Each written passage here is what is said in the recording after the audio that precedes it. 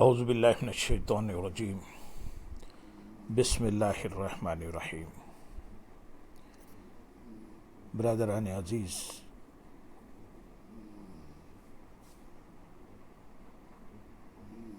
آج کی اس نشست میں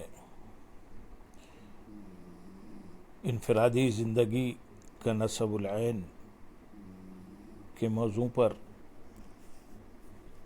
بیان ہوگا، جو پچھلی کئی نشستوں کا تسلسل ہے۔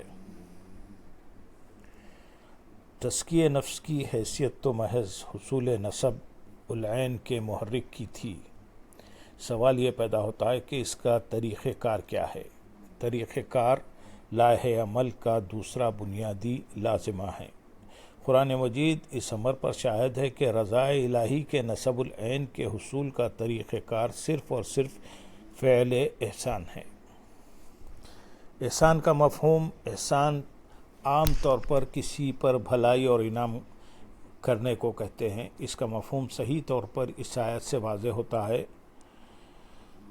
سورۃ النمل آیت نمبر 90 میں ارشاد ہے، بے شک اللہ عدل اور احسان دونوں کا حکم دیتا ہے۔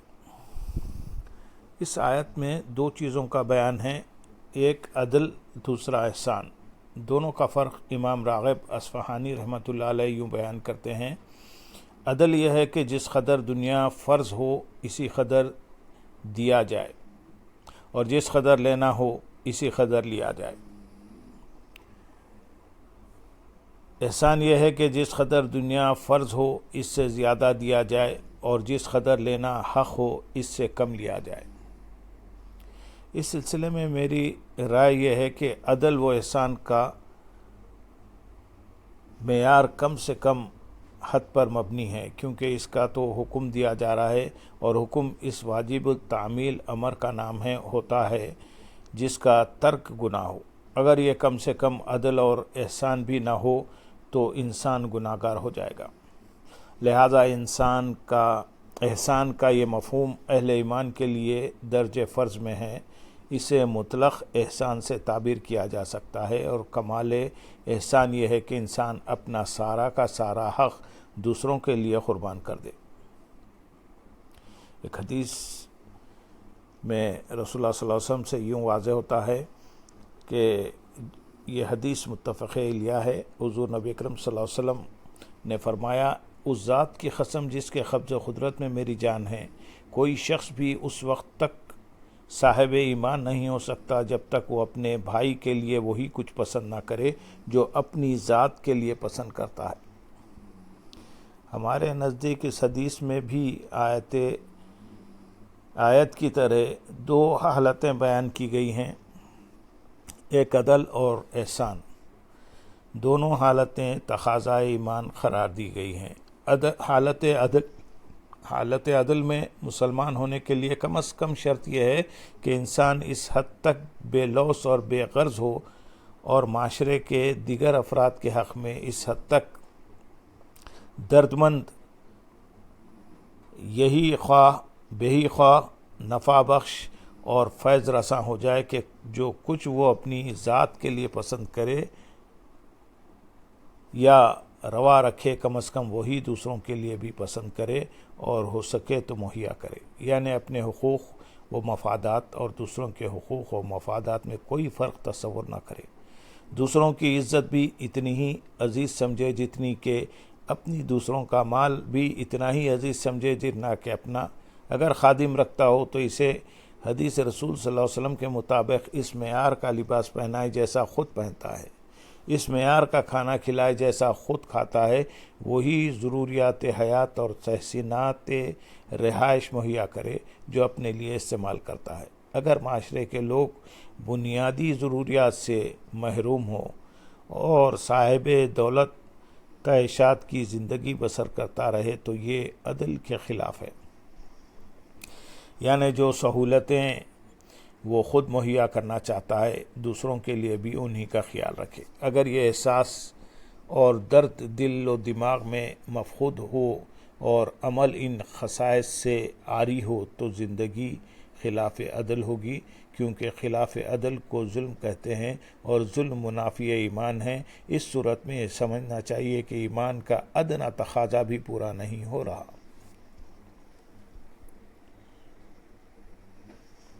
حالت احسان یہ کمال ایمان سے متعلق ہے۔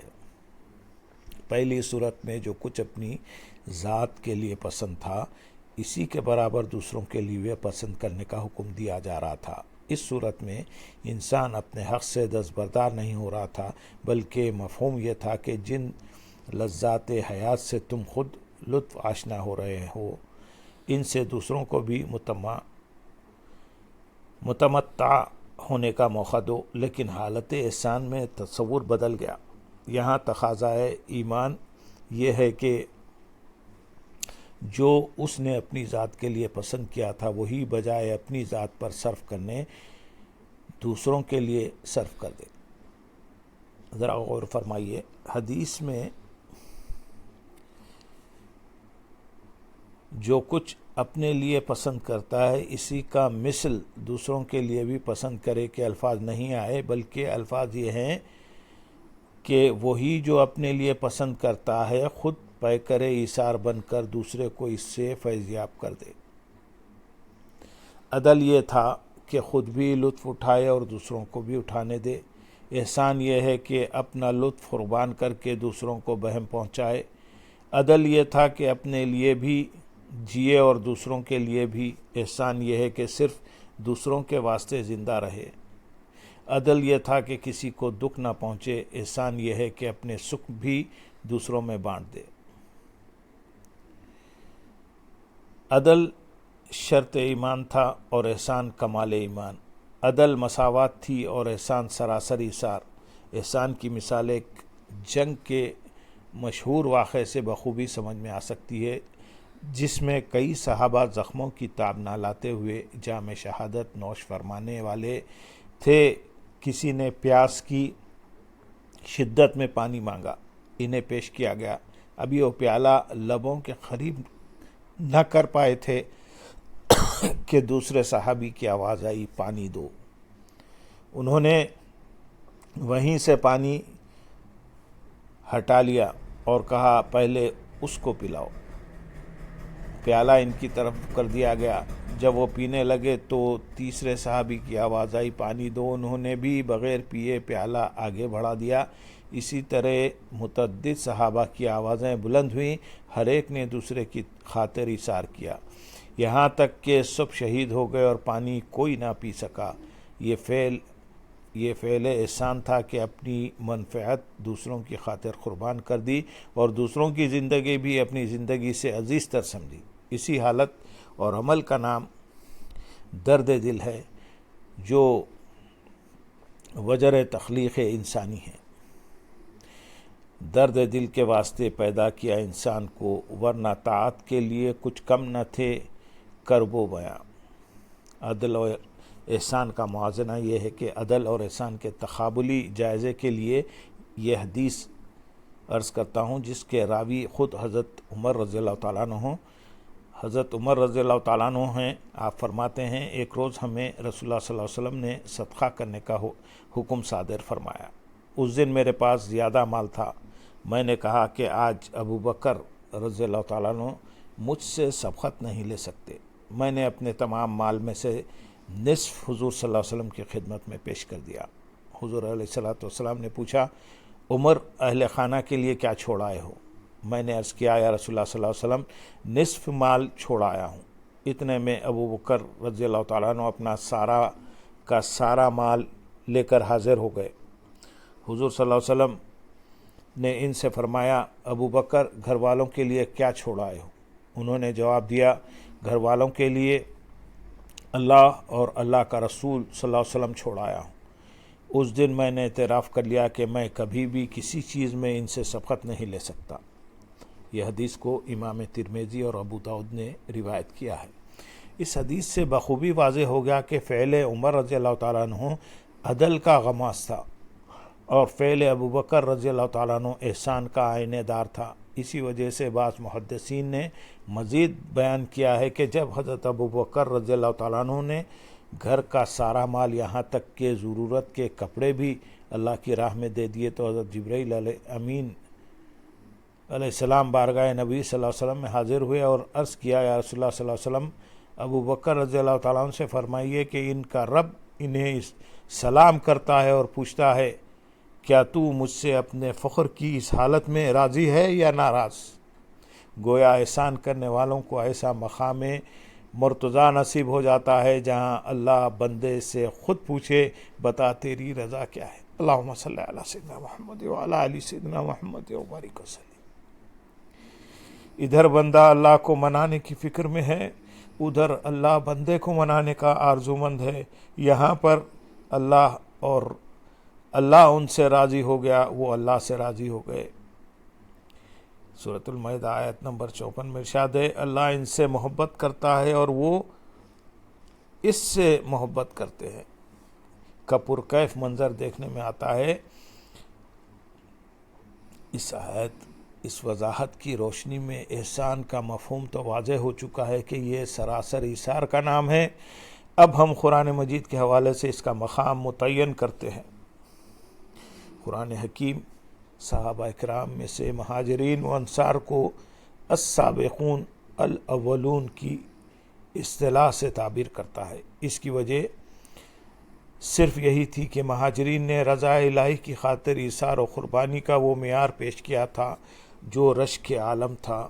وہ مال و جائیداد، بیوی بچے، جاہ و منصب، کاروبار و تجارت، الغرض تمام دنیاوی منافع اور ضروریات حیات یکسر قربان کر کے تنہا رضائے یزدی کے لیے گھر بار اور وطن کو چھوڑ کر مدینہ ہجرت کر آئے تھے، جہاں ان کی حیثیت محض نو والد اجنبیوں کی تھی، لیکن اس ایثار پر ان کے دل میں کوئی ملال نہ تھا۔